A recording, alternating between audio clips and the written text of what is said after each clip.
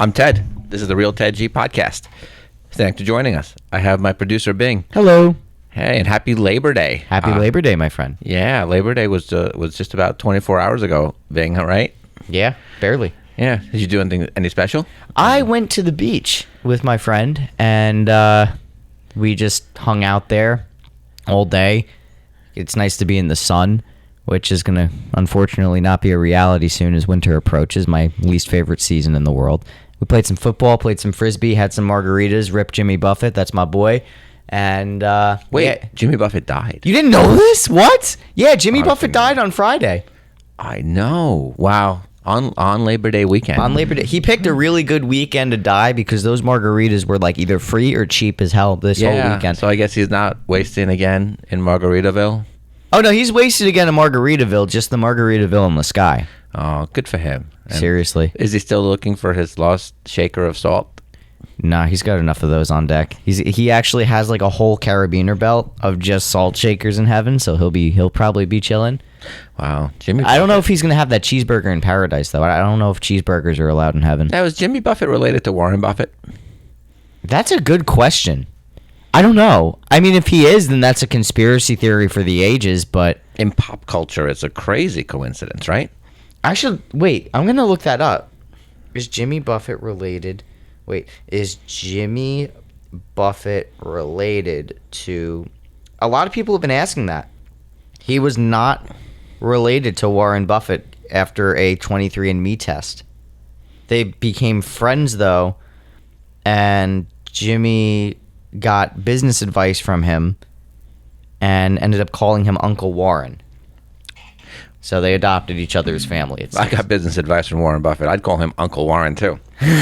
yeah.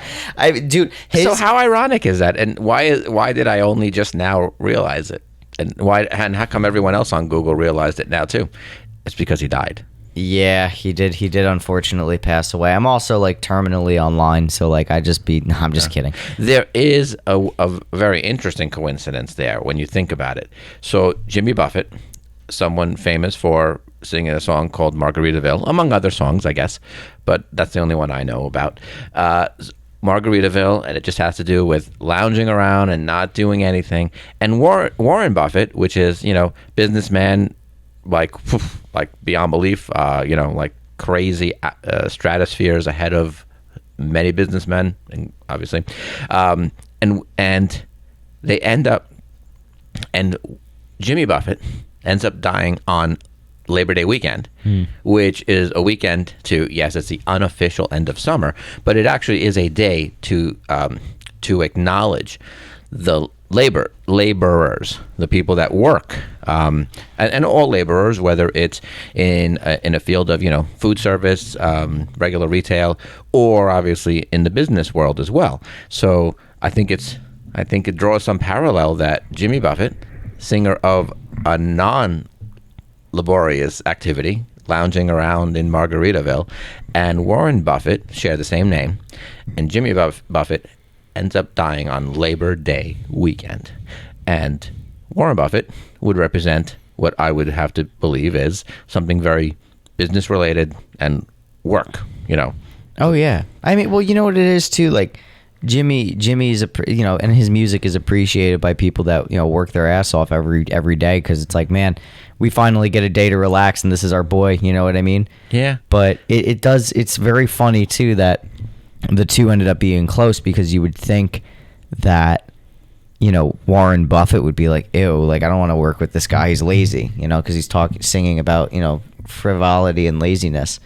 But I would have to believe that any successful person does not limit their train of thought or their mindset at all, whether it has to do with activities that may be non-work related, versus activities that could be a lot more leisurely, let's just say. I always obviously we're starting to feel like I like things to make sense. I like the lines to connect, and they don't always connect. But in this particular case, there's a nice I don't know. Should we call it serendipity? Sure. I don't know what that means, but yeah, we'll call it that. I'm going to have to consult a dictionary once in a while, too. Oh, yeah. Well, you know what it is? So I got a call. Well, I got a couple of things. In fact, if you could do me a favor, there's a piece of paper on the desk next to you. Okay. And just grab it. It's actually Is it the one that says shit list? no piece of paper on the other desk. Oh, okay. That's to the left. To the left. Okay, my left. This one. Yes. So I got a nice text from. Aw. Yeah. So if you you want to read it? No. Here you go. So I get a nice text. I mean, I got a few nice texts. Happy Labor Day, all sorts. But one of my agents, she decided to text, I'm going to stop by the office soon too! Exclamation point. And then she writes, need some TED Talk motivation for another deal / lead. LOL. So this is always nice. On Labor Day that somebody else is thinking about work. Also got another text from a couple of buddies of ours. They're going to be joining us for a podcast. Let's go. Yeah, they do he does this workaholic or something, not podcast, but I guess he does Instagram, and they're in the mortgage industry, and they texted, Happy Labor Day. I went to the trouble to do what I normally do. I reach out to a lot of clients, colleagues, and I give them my usual Happy Labor Day picture with me on it, and the stars and stripes. Happy Labor Day with a quote from Sophocles. And so I sent it out to all my clients, a lot of clients, a lot of individuals, people just to stay in touch with, top of mind. And I got a response. Oh, Happy Labor Day. When are we going to be, do our podcast? Long-awaited podcast. So I texted back, your pod or mine. So hopefully it'll be done this week. Yeah, you'll be on tap for that, Bing. And then they asked, what are you doing today? How's your Labor Day going? And I said, I'm getting ready for round 2. I just didn't want to stop. I actually did not go to the trouble to just veg out this Labor Day. In the past, I've always taken it. It's nice one day where no one expects anything work related out of you. But I just had this urge that I was like, wait, no, I'm prepping for our podcasts that we have to record this week. I'm prepping for new listings that are hitting the market. My photographer was working, so why shouldn't I? So I just cannot stop right now, Bing.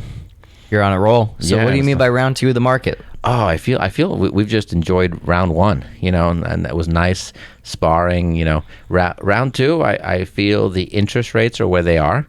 The buyers know exactly what they have to do, and I'm anticipating a very busy fall, busier than most falls. In fact, fall was historically, I mean history of 20 years.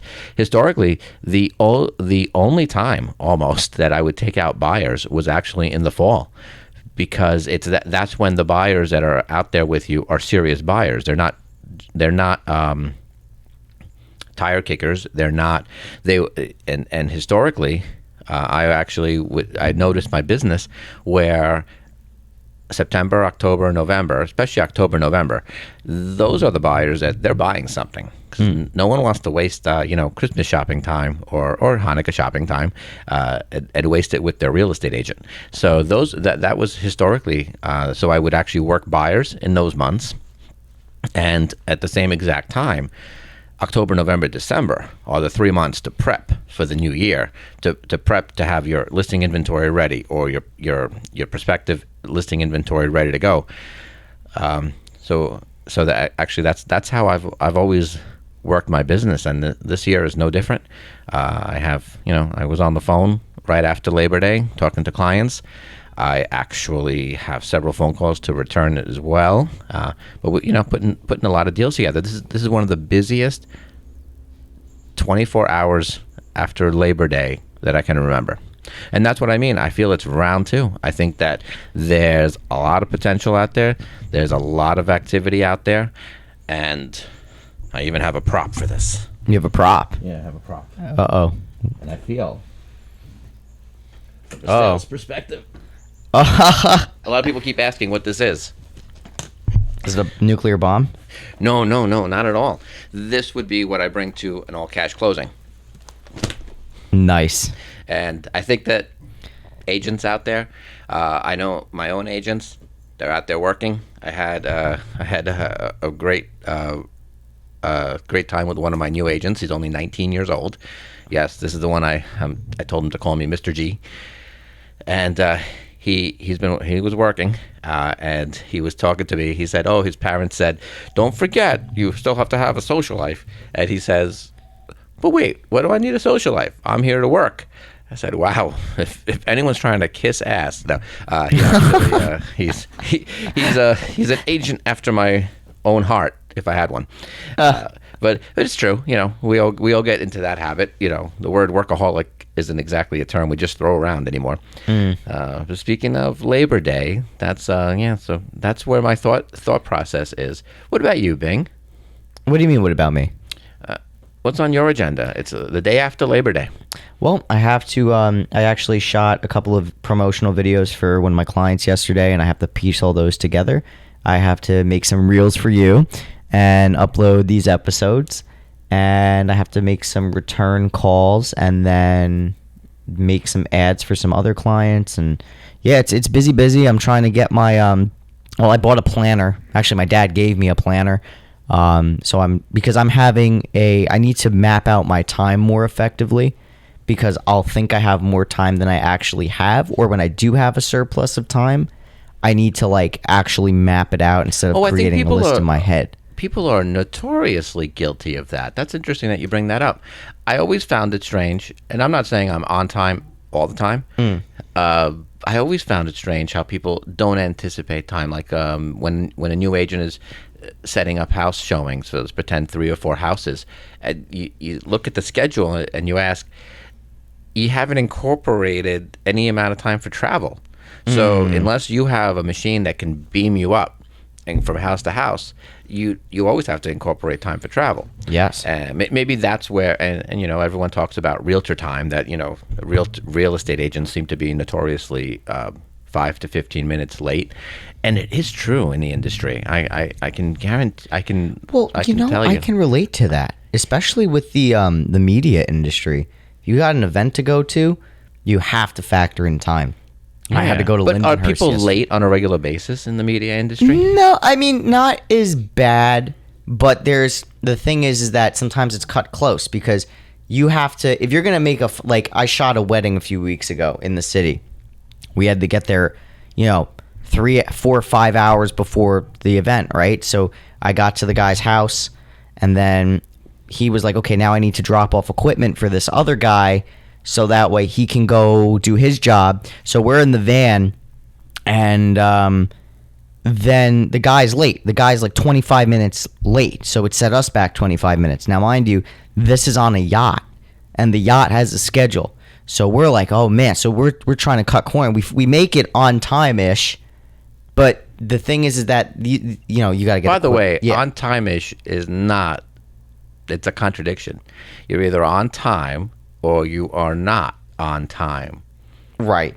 Well, by on time, the boat didn't leave, so we were able to set up and everything before all the people got to the wedding.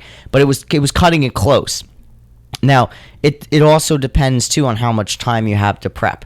So, for me, I always make sure that I have at least, an hour before I get to a spot. So, today I was half an hour early, so I had time to set up and I had time to get things going.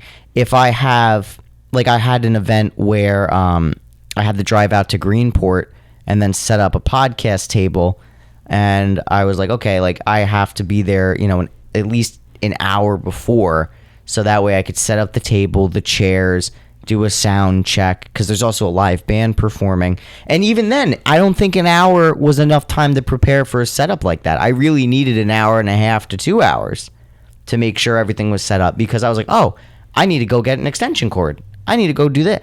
So it's when you're outside, it depends on the environment you're in too.